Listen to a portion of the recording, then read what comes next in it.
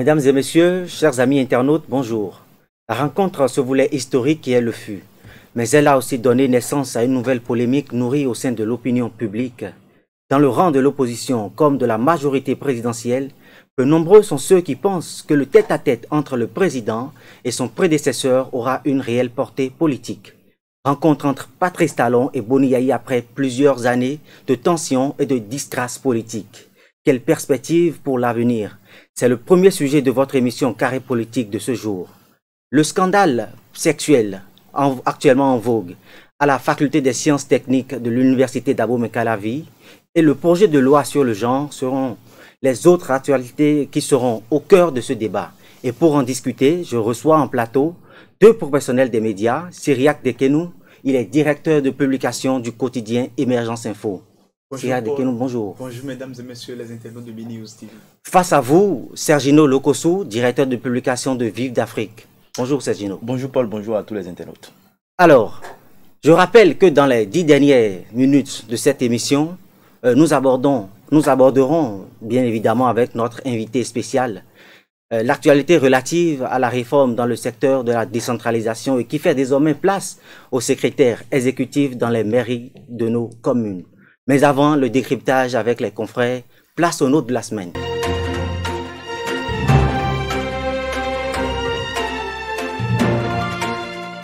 Chers confrères, à nouveau bonjour. Bonjour. Cyriaque Dekenou, après plusieurs années de tension, Patrice Talon et Boni Yayi se sont finalement rencontrés. Quelle note vous donnez à cette actualité?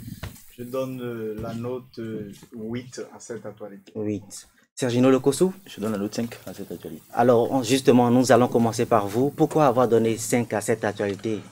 5 parce que, premièrement, cette rencontre entre Boni Yayi et Patrice Talon est appréciée de tout le monde. Elle est intervenue à un moment où il y avait de la tension dans le pays. Quoi qu'on dise, il y a une sorte de tension politique entre les acteurs politiques. Et cette rencontre est intervenue, ça devrait intervenir plus tôt. Et si chacun des deux acteurs en jeu, notamment le chef de l'État actuel et l'ex-président de la République, Boni Yayi, et si entre-temps, ils s'entendaient plutôt, si l'un pouvait comprendre la façon de gérer de l'autre, parce que ils sont tous présidents de la République et les programmes ne sont pas les mêmes, la façon de voir, les approches ne seront jamais les mêmes. Et je crois que tout ça pour ça, j'ai dit ça, parce que qu'il vous rappelle les événements du 1er et 2 mai 2019 où on a massacré des gens, où on a tué pratiquement, on va dire ça comme ça, à cause de quoi? À cause des acteurs politiques. Et donc je pense que cette rencontre, est-ce que ça a lieu? Est-ce que ça a raison d'être? Je me pose la question. Tout ça pour ça. Et si on savait, si les deux acteurs savaient, si Boni Yayi, l'ancien président, savait qu'il allait rencontrer Patrice Talon, pourquoi autant faire de bruit? Pourquoi autant créer des situations déplorables dans le pays? Parce que l'image de Boni Yayi, à un moment donné, le pouvoir était obligé de le garder. Parce que quand il sort déjà à Topa, il est allé, il voulait même se battre avec un policier, un ancien chef d'État. On se rappelle de ces situations. Oui, et donc, on s'est dit, la figure politique aujourd'hui, les chefs d'État, c'est quand même une figure politique, à mon avis. Et donc, ça se comporte très bien quand on est ancien président de la République. Et donc, on a fait tout ça, on se rend compte pour dire qu'il y a des crispations de la tension. Je ne pense pas. Pourquoi je le dis? Parce que, dans le même temps, dans le rang de l'opposition, où Boni Yayi est censé être, ceux de sa formation politique disent qu'ils n'apprécient pas cette rencontre-là et que c'est une erreur politique de Boni Yayi. Et moi, je pense qu'au-delà de tout, c'est l'intérêt général qui doit primer. C'est qu'il faut que les acteurs politiques d'une même nation puissent se retrouver autour d'une table de négociation et de se parler. Parce qu'il est important que les acteurs politiques d'une même nation se parlent et que si véritablement il y a des différends entre Boni Yayi et le président de la République et que les deux puissent trouver la formule qu'il faut. Parce que tout compte fait, quand deux éléphants se battent, ce sont les zèbres qui en souffrent. C'est nous, peuple béninois, qui souffrira des différents des désagréments causés par les agissements des acteurs politiques. Et donc, moi, j'invite tous ces acteurs politiques, ceux de l'opposition et de la mouvance présidentielle, à accorder leur violon. Ça sera difficile parce que l'un critique l'autre, l'un ne veut pas que l'autre mène les réformes qui sont en cours. Et donc, en gros, je pense que le Bénin n'est pas deux, le Bénin, il est un. Les acteurs politiques doivent comprendre. Et quand vous rentrez dans l'histoire politique, quand vous jetez un regard passéiste, il y a le symbole de la Jacques Troué et qui voudrait que et toutes les fils de cette nation puissent boucher de leurs doigts cette jarre trouée afin qu'il y ait la paix, la concorde dans le pays. Vous l'avez dit un instant, les Béninois l'ont souhaité, finalement les deux hommes se sont rencontrés. Syriac Tekenou, quelles sont les retombées que les Béninois peuvent aujourd'hui espérer de cette rencontre historique entre Patrice Talon et Boni Yayi? D'abord, je dois souligner que c'est heureux que les deux chefs de l'État puissent quand même, disons, se voir, c'est-à-dire Patrice Talon et son prédécesseur.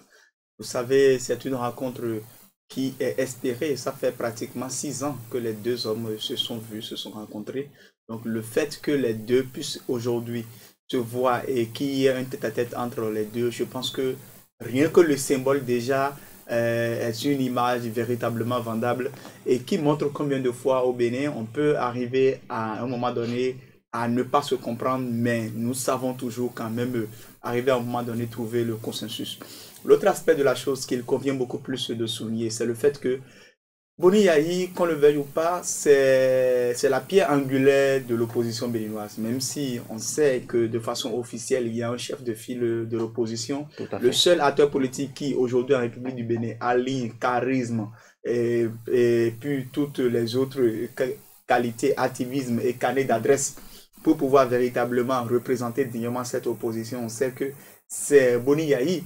Et qu'on le veuille ou pas, c'est un acteur politique dont même le silence suscitait beaucoup d'interrogations parce qu'on sait que par le passé, combien de fois le simple fait qu'il a été gardé à son domicile, on sait tout ce que pendant plusieurs jours, on sait tout ce que cela a créé, la tension que cela a créé un peu partout dans le Bénin, mais également aussi dans la sous-région, puisque cela a suscité pas mal d'interventions de la part de plusieurs chefs de l'État.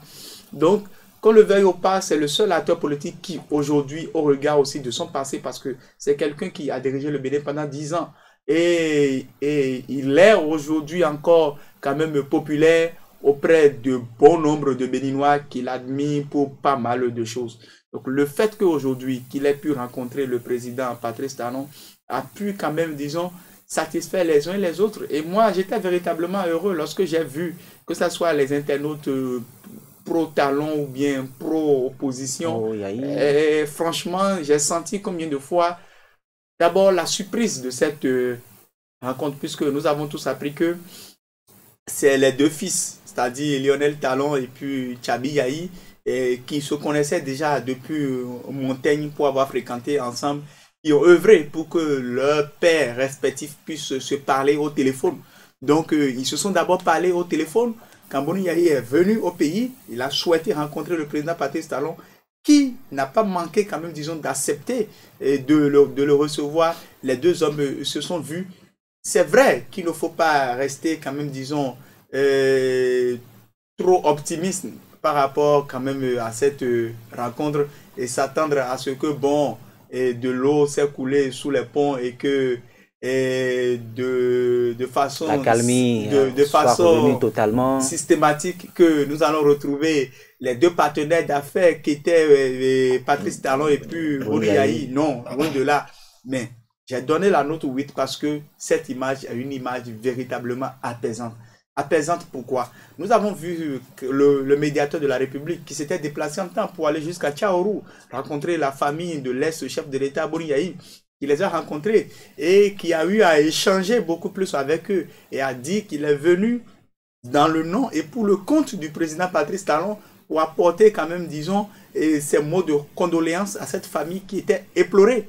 Et après ça également aussi, nous savons que le Bénin aussi a accordé une immense superficie dans la zone de Sakété là-bas, à l'ex-chef de l'État nigérien, Olusegun Obasanjo, dont on connaît la grande proximité avec le président Boni Yayi. Et on sait aussi quand même cette inimitié qu'il y avait entre-temps entre l'ex-chef de l'État nigérien et puis le pouvoir du président Patrice Talon, parce qu'on estimait que de son côté, le président, l'ex-chef de l'État Olusegun Obasanjo, était celui qui, d'une certaine façon, cooptait certains actes que posait l'ex-chef de l'État Boni Yayi ici en République du Bénin. Donc, que ces actes-là soient posés en présence même de deux ministres importants, c'est-à-dire le ministre d'État et Romia de Wada et le ministre de la décentralisation, Raphaël Akotoyen, qui étaient allés pour quand même, disons, marquer l'accord du gouvernement à ce projet-là de l'ex-chef de l'État nigérian, Olusegun Obasanjo.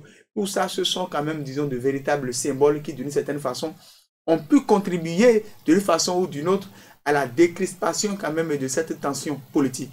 Maintenant, espérer quoi de cette rencontre? Je pense que le président Boni Yayi a su bien le dire. Il a dit, moi, mon rôle, c'est de demander. Et lui, c'est son rôle de le faire. Et c'est également aussi une façon de légitimer également aussi le pouvoir du président Patrice Talon, qui de cette rencontre, je suis certain, s'en sont véritablement grandis. Grandis pourquoi? Parce que le fait de recevoir quelqu'un qui était longuement en conflit avec lui, ça doit le réconforter. Mais il y a également aussi d'autres pièges qu'il faille éviter là-dedans. Donc nous aurons le temps de voir, mais il ne faut pas espérer que du jour au lendemain, le président Patrice Talon accède à toutes les demandes parce qu'il y a des institutions de la République qui sont souveraines. Et au nom du principe de séparation du pouvoir, il ne faut pas forcément espérer que tout soit fait comme si on était quand même, disons, dans une entreprise dont le PDG, c'est Patrice Talon qui doit décider d'absolument tout. Donc c'est ça. Sergino Lokosso, nous avons suivi dans le cadre des législatives de 2019 des situations assez clivantes. Nous avons observé par exemple beaucoup de décès. Il y avait même eu un jeune homme qui s'est fait amputer d'un bras. Quelles leçons ces sympathisants et militants qui de Boni Yayi, qui de Patrice Talon, quelles leçons peuvent-ils tirer vraiment aujourd'hui après cette rencontre entre les deux hommes?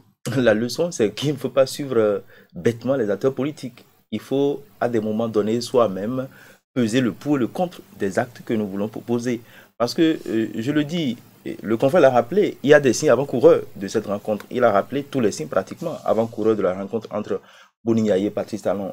Il doit comprendre, ces partisans, ces sympathisants des deux acteurs politiques doivent comprendre que les acteurs politiques, quels que soient les différends, les conflits, se retrouvent toujours. Et ils se sont retrouvés finalement. Boni Yayi et Patrice Talon se sont retrouvés. Et j'ai lu sur les réseaux sociaux. Et quelqu'un qui a écrit, où sont-ils maintenant, ces partisans qui criaient, qui soutenaient Boni Yayi, qui criaient à la violence. Où sont-ils maintenant? Si Boni Yayi lui-même décide d'aller rencontrer le chef de l'État pour qu'il y ait, comme il a souligné, une sorte de décrispation de la tension. Mais Boni Yayi a formulé des doléances, on va dire. Et je pense que dans un État où les acteurs sont divisés, je le dis, c'est vrai, nous sommes dans un état de droit où l'un des principes sacro-saints de l'état de droit, c'est la séparation des pouvoirs. Il a rappelé, le pouvoir judiciaire ne doit pas s'immiscer dans le pouvoir législatif, le pouvoir législatif non plus ne doit pas s'immiscer dans le pouvoir exécutif.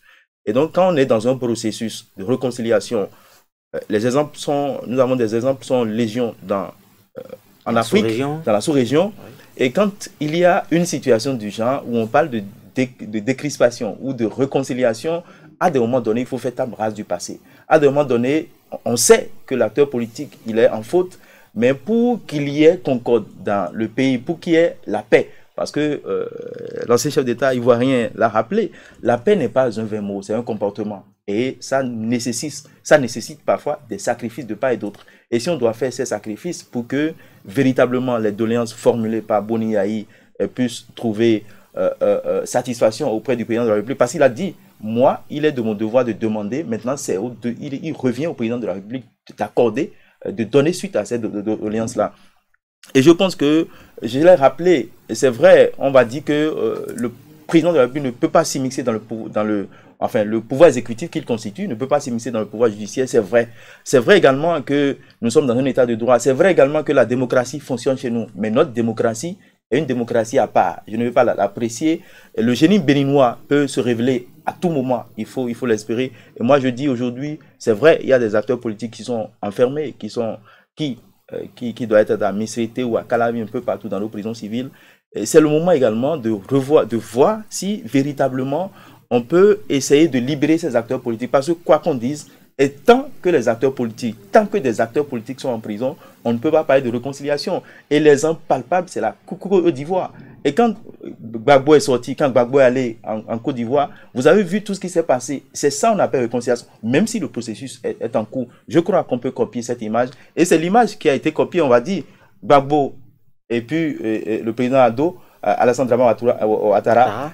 Boni et Patrice Talon, je crois qu'il y a cette nouvelle ère de paix, on va dire comme ça, de réconciliation, qui embrase toute la partie ouest africaine. Okay. Et je pense qu'aujourd'hui, il y a des insinuations, assez d'insinuations, où on dit on ne doit pas libérer les prisonniers politiques. Ils sont là, c'est vrai, ils ont fauté, mais nous sommes dans un processus de réconciliation. Et je l'ai rappelé, nous avons un passé, nous avons une histoire. Et l'histoire que nous avons dit, moi, j'ai retenu la Jade Troué, le symbole de la Jade Troué, et c'est très fort. Le Bénin a besoin de tous ses fils pour le développement. C'est vrai, quelque chose est amorcé, on ne le nie pas, tout le monde le voit, les opposants même le voient. Et même à des moments, il y a des opposants chez qui les travaux d'installation sont passés par devant leur portail. Ils le voient, c'est connu de tout le monde. Et quand vous allez à l'intérieur du pays, quand vous sortez de Cotonou, vous allez dans d'autres villes, vous allez constater, on n'a pas besoin de vous montrer les images à la télé, seulement prenez les taxis et allez vérifier. Quelque chose est amorcé, il faut le reconnaître, mais je pense qu'on peut encore faire plus si tous les fils et toutes les filles de cette nation mettaient le main à la pâte, et si des gens ne sont pas en prison, ça serait bien. Je pense que c'est dans ce processus-là, il faut pouvoir faire fi de beaucoup de choses pour pouvoir évoluer. Une dernière question avant de refermer ce débat. Vous l'avez notifié il y a un instant, vous avez noté des progrès dans le pays depuis l'avènement de la rupture. Cyriaque Tekeno, au sortir de cette rencontre, nous avons vu un Boni Yayi tout émotif qui, devant la presse, a dit même qu'il s'est perdu dans les locaux de la présidence. Est-ce que c'est une façon de dire aux Béninois, de reconnaître quand même qu'il y a un travail qui se fait depuis que Patrice Talon est aux commandes? Non, en fait, il faut quand même analyser beaucoup plus les choses et avec un peu de recul. Parce qu'un Boni Yayi peut être hypocrite, ou bien, c'est-à-dire dans une certaine tatufferie que l'on attribue aux acteurs politiques, pouvait ne pas quand même, disons, affirmer cela. Il pouvait s'en passer. Vous savez, c'est également aussi un message fort qu'il ne faut pas forcément analyser au premier degré, mais il faudrait aussi analyser au second degré. Puisque cela voudrait dire que l'homme envoie ce signal-là simplement pour dire ceci. Au-delà de tout, il faut reconnaître que quelque chose de bien est en train de se faire. Parce que aujourd'hui, peut-être à l'exception, peut-être ce que Boni Yayi avec beaucoup de recul devrait aujourd'hui observer, c'est le fait qu'il lui a manqué beaucoup plus de rigueur, lui, dans sa gouvernance. Évidemment. Et comme le disent beaucoup d'acteurs politiques, ajouter la capacité de mobilisation financière de Boni Yayi à la rigueur d'un Patrice Talon et vous aurez un Bénin très développé. C'est ça. Vous voyez, on avait eu un président de la République qui, quand même, disons, fort de son passé de président de la BOAD, de banquier et autres, là, avait beaucoup plus de facilité à mobiliser les ressources et à attirer pas mal de partenaires vers le Bénin. Mais il lui manquait de rigueur et il avait également aussi un entourage pourri. Il a eu le temps de s'en rendre compte avec le recul. Donc aujourd'hui, vous avez un Patrice Talon dont la rigueur dans la gestion du pays est le seul fruit qui aujourd'hui apporte quand même, disons, un sérieux à tout le travail que nous sommes en train de faire. Et c'est d'ailleurs ce qui fait que quand vous allez aujourd'hui au niveau du palais de la Marina, c'est vrai que personne ne finit jamais de construire un palais. Donc qu'on le veuille ou pas, Kérékou l'avait commencé, Yayi Boni est venu pendant 10 ans, il a fait tout ça. Et Patrice Talon est venu et a rénové absolument tout. Donc ce message-là est un signe. Maintenant, on peut également aussi, si nous voulons quand même avoir une analyse purement politique, dire que c'est peut-être dire c'est qu'une façon, tant soit peu, d'amadouiller celui auprès de qui il est venu pour demander des faveurs. Mais je ne crois pas forcément que ça soit ça, parce qu'en fait, le changement aujourd'hui au niveau de la Marina est un changement tellement évident qu'on ne peut en aucun cas se dire qu'il ne s'agit que des propos flatteurs ou autres. Je voudrais également aussi rebondir sur un certain nombre de faits, puisque les acteurs politiques de l'opposition, pour la plupart, vous savez, beaucoup ont commencé par surfer sur cette actualité pour peut-être se donner une certaine visibilité. J'ai entendu certains acteurs politiques de la mouvance et d'autres de l'opposition qui, pour moi, jouent beaucoup plus le rôle de pyromane au sein de la République. Parce qu'en fait... Vous le pensez vraiment? Oui, en fait, je le pense vraiment, parce que vous avez même des gens qui aujourd'hui sont au sein de la mouvance et qui n'ont par le passé mené aucun combat politique. Vous avez même, disons, des FCBE recyclés qui aujourd'hui sont des mouvanciers, mais qui trouvent qu'il n'y a pas lieu peut-être, disons, d'accéder à certaines demandes de l'ex-chef de l'État, Boni Yayi. Mais moi, je dis, mais c'est grave. Et vous avez également aussi d'autres acteurs politiques de l'opposition dont même l'intrusion au sein de l'opposition est tout ce que nous savons, et une intrusion récente, mais qui trouve également aussi qu'on n'a pas forcément assez d'assets devant. Mais je crois que lorsque le président Patrice Talon décide de recevoir son vis-à-vis, aujourd'hui, ce qu'il faut souligner, c'est ceci. C'est le fait que nous, notre prière, c'est que le bon Dieu inspire le président Patrice Talon pour que des actes suffisamment responsables soient posés à la suite de la suite, parce qu'en fait, qui ça arrange? C'est peut-être ceux qui n'ont pas forcément un parent en prison ou bien qui n'ont absolument rien à cirer de ceux qui peut-être ont mené ce combat-là. C'est vrai, la loi, elle est ce qu'elle est. Mais toutes les institutions de la République devaient être mobilisées pour que, après une analyse véritablement objective et fondamentale, que ce qui a lieu d'être accordé soit accordé et non que quelqu'un reste là. Mais dans tous les cas, nous connaissons le président Patrice Talon, il connaît les acteurs politiques, il est suffisamment lucide pour connaître quand même, disons, ce qui est bien et ce qui est mauvais et saura, le moment venu, quand même, disons, faire le meilleur choix pour que, tel que Dabarou l'a dit, puisque Dabarou l'a dit, et je l'ai lu, j'ai même cherché à lire l'article de Dabarou. Dabarou disait que Boni Yayi a livré Patrice Talon au peuple. Et vous savez quoi? Nous risquons de nous retrouver dans le schéma d'avant. Le schéma d'avant, c'était un schéma où en décembre 2019, Boni Yayi devrait aller à la présidence avec une délégation de la CEDEAO rencontrer Patrice Talon. Mais à la dernière minute, il a dribblé. Et lorsqu'il a dribblé, tout le peuple a dit, ah, ce monsieur-là apparemment ne veut pas de la paix. Donc ça lui est retombé dessus et son image s'était dégradée. L'image de Boni Yayi auprès, quand même, disons, de la population s'était dégradée. On a dit, mais finalement, l'autre veut te recevoir et tu le dribbles. Aujourd'hui, maintenant, il est allé. Donc finalement, maintenant, le peuple est en train d'observer quel sera l'acte que posera l'autre. Si éventuellement rien n'est fait, on dira plutôt que, bon, c'est le président Patrice Talon qui ne veut pas forcément de la paix et qui est resté vindicatif. Donc, il y a tous ces paramètres-là qu'il faudra quand même, disons, analyser pour que bonnes nouvelles viennent à la population béninoise. Nous avons passé suffisamment de temps sur cette actualité, mais nous allons rapidement aborder cette actualité relative au scandale sexuel à la faculté des sciences et technologies à l'université d'Abomey-Calavi. Et très rapidement, nous allons aborder cette actualité relative au scandale sexuel au décanat de la FAST. Sergino Lokosso, vous en avez entendu parler?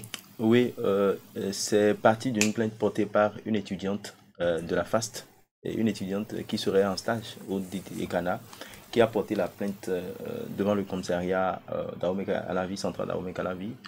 Et je pense que pour avoir tenu des rapports sexuels avec 3 personnes, elle a dit, il y a la mention forcée, rapport sexuel forcé avec 3 personnes. Elle a fait avec la première personne, la deuxième et après la troisième. Et c'est après la troisième qu'elle est allée porter la plainte devant le commissariat. Je crois que dans des situations du genre, il y a véritablement un problème qui se pose. Est-ce qu'on peut forcer une personne à tenir des rapports sexuels avec 3 différentes personnes également qui sont tous dans le même service? Moi, ça pose problème. Mais ce que je tiens à dire, c'est ceci. J'invite les hommes à contrôler leur pulsion parce que c'est du fait qu'ils ont eu des pulsions sexuelles à l'égard de cette étudiante et qui finalement est allée porter. Mais je crois qu'il y a un problème qui n'est pas bien dit. Dans tout ce processus-là, il y a quelque chose qui ne va pas. Puisque si elle a fait avec la première personne sans rien dire, la deuxième personne sans rien dire, c'est après la troisième personne qu'elle allait porter la plainte. Peut-être que c'est à cette étape-là qu'elle s'est sentie humiliée, lésée, on va dire. Mais toujours est-il que moi je dis une chose, il faut véritablement éduquer les uns et les autres, que ce soit les hommes et les femmes, parce que dans cette situation, c'est la jeune fille ou l'étudiante qui est plus protégée. Et donc, il faut véritablement, c'est vrai, l'université a au lieu de savoir. Et je crois, avant même la rentrée scolaire, madame la ministre de l'Enseignement supérieur disait parlait lors d'une rencontre avec le chef de l'État où on posait les bases de la refonte de l'enseignement supérieur. Elle disait qu'il y a le harcèlement qui pourrit l'université. Je crois que c'est le moment pour les uns et les autres parce que, quoi qu'on dise, les noms de ces autorités de la FAST sont sortis et c'est relayé par la presse et ça n'est pas bon pour l'image, ce n'est pas bon pour ce qu'ils font. Cyriaque Dekenou, l'université est quand même le haut lieu du savoir et quand on entend ces histoires-là, surtout dans nos écoles, quelle leçon ça laisse D'abord, en premier lieu, il nous revient de saluer quand même, disons, cette course contre la montre du gouvernement qui déjà, à travers l'instauration de la discrimination positive dans la constitution béninoise et la création de l'Institut national de la femme dirigée par Claudine Prudencio, mais également aussi cette loi qui vient quand même, disons, renforcer les torts, les harcèlements et puis bien d'autres quand même actes malsains dont les femmes sont victimes en République du Bénin. Il y a cette proposition de loi qui doit être analysée par les parlementaires pour décourager tout acte visant quand même, disons, à humilier la femme, à porter entorse à l'épanouissement de la femme. Revenons maintenant à la situation en cours au niveau de la FAST. Et il faut vraiment souligner que c'est une situation suffisamment préoccupante, nauséabonde, et qui interpelle les uns et les autres. Vous savez, selon la loi, lorsque vous êtes quand même, disons, dans une position de supériorité sur quelqu'un, puisque ceux qui sont interpellés, à savoir le douanier, le vice-douanier et le chef scolarité, ce sont des gens qui, d'une certaine façon, sont en situation d'autorité sur la jeune femme victime qui est allée se plaindre au niveau du commissariat d'Abomey-Calavi. Donc, dans une situation pareille, il est tout à fait normal que l'on puisse prendre un peu de recul pour pouvoir analyser s'il y a consentement ou pas. Ce qui pose beaucoup plus de problèmes, c'est le fait qu'elle a dit que les gens ont tenu des rapports sexuels avec elle plusieurs fois dans leur bureau. Il y a le douanier de la faculté qui, lui, a reconnu avoir quand même, disons, eu des actes intimes avec elle, mais dans un hôtel de la place. Tout ça réuni, avec un peu de recul, il faudra beaucoup plus analyser. Cette situation vient s'ajouter à celle d'un assistant qui aurait battu sa femme et qui serait aujourd'hui en prison au moment où la femme ne voulait pas que son mari soit emprisonné. Tout à fait. Moi, mon appel, elle est le suivant. Il faut que nous dépassionnons le débat. Parce que je me suis dit, nous risquons de fausser quand même, disons, le débat. Pourquoi? Parce que il y a un fort risque que des gens, même après une décision de justice, ne soient pas satisfaits. Lorsque une plaignante vient au niveau des tribunaux se plaindre, ou bien lorsque parmi certains années, une plaignante ne décide pas d'aller se plaindre, et que c'est peut-être une organisation de la société civile qui va se plaindre, et que le procureur s'auto-saisit d'un dossier, le but premier, c'est que à la suite de la condamnation, que la personne, la victime, puisse être en mesure de pousser un offre de soulagement pour dire je suis satisfait. Si, à la suite d'une condamnation, la victime se sent beaucoup, c'est-à-dire n'a pas l'offre de soulagement, cela voudrait dire que la justice n'a pas encore atteint son but. Ouais. Et je parle surtout par rapport au cas de ce professeur assistant, parce que lorsque nous écoutons sa femme, la femme dit, mais depuis la prison, il nous assiste, moi je ne voudrais pas que mon mari soit condamné, c'est les gens de l'ONG qui nous ont mis dans le décor, tout ça. Il y a déjà une vie familiale qu'il faut préserver là. Si le mari est condamné, les deux enfants qu'ils ont, et on estimerait que c'est l'un des enfants qui aurait même pris la vidéo et tout ça. Ce qui voudrait dire que si jamais le mari est condamné, ce qui voudrait dire que le lien familial là est brisé. L'enfant, le mari aurait pu penser au dégâts que son acte en fait, c'est que l'enfance, donc en fait, il faudra juste trouver le juste milieu des choses. Est-ce que ce ne serait pas des condamnations financières et peut-être aussi des condamnations par souci pour pouvoir décourager de pareils actes? Et il ne Vous pensez que ça décourage vraiment quand c'est une condamnation avec sursis? Il ne faut pas forcément que nous soyons dans un cas où en fait, c'est que la prison soit la règle et que l'exception soit parfois, disons, les condamnations par sursis ou bien, c'est-à-dire les condamnations et autres. Il faut essayer dans ce genre de cas-là de mieux voir les choses. Revenons maintenant au cas de l'université. Au cas de l'université, l'harcèlement en milieu scolaire ou en milieu universitaire est un fléau qui gangrène nos universités. Nous savons combien de fois par le passé nous avons eu des copines qui ont été couchées par, disons, des enseignants, excusez du peu. Qui ont trouvé des épreuves. C'est-à-dire qui ont été éprouvées dans ce type de situation. Donc, il faudrait décourager. Donc, il y a lieu de décourager tout cela. Je crois que, parce que nous avons tous, comme il a dit, il faut véritablement décourager ces genres de pratiques à l'université parce que je ne suis pas jaloux, mais je le dis pour l'évolution de mon pays, l'évolution de la nation. On a eu des collègues, on a eu des collègues femmes, il faut le dire comme ça, et qui ont les diplômes aujourd'hui, mais quand elles ne les méritent pas. Qui ne les méritent pas, parce qu'il y a eu des notes sexuellement transmissibles. C'est elles qui trouvent même l'école. Il y a type d'épreuves avant qu'on ne lance les épreuves. Je crois que c'est une véritable écurie qu'il faut nettoyer à l'université, et également inviter les hommes à discipliner leurs pulsions négatives. Parce qu'aujourd'hui, même dans nos familles, il y a des tontons chez qui nous mettons nos enfants et qui commencent pas à avoir des attouchements parce que le papa aurait décédé, parce que le papa n'a pas les moyens, on envoie la fille chez son oncle et c'est l'oncle on en abuse, c'est l'oncle qui la force la nuit, le matin, tous les soirs, et ce n'est pas bon. Je crois que dans l'ensemble, il faut que l'État puisse véritablement appliquer ces lois et que les hommes puissent discipliner leur puissance, surtout au niveau de nos universités, de nos collèges, parce que le harcèlement, comme il a dit, c'est un fléau qui gangrène. Et quand vous écoutez des situations, vous tombez des nuits, des professeurs qui corrigent les épreuves, qui remettent aux filles d'abord, avant même que ces épreuves soient lancées. Nous allons clôturer. C'est un grand problème. Il faut cette première partie. Sergino Lokossou, Cyriaque Dekenou, c'est un plaisir de vous avoir reçu. Le plaisir est partagé. On vous aura compris. Je pense que l'État même est dans son rôle avec ce projet de loi qui est sur la table des députés. Je pense que ça va corriger d'une manière ou d'une autre le fléau. Place maintenant aux 10 dernières minutes de cette émission.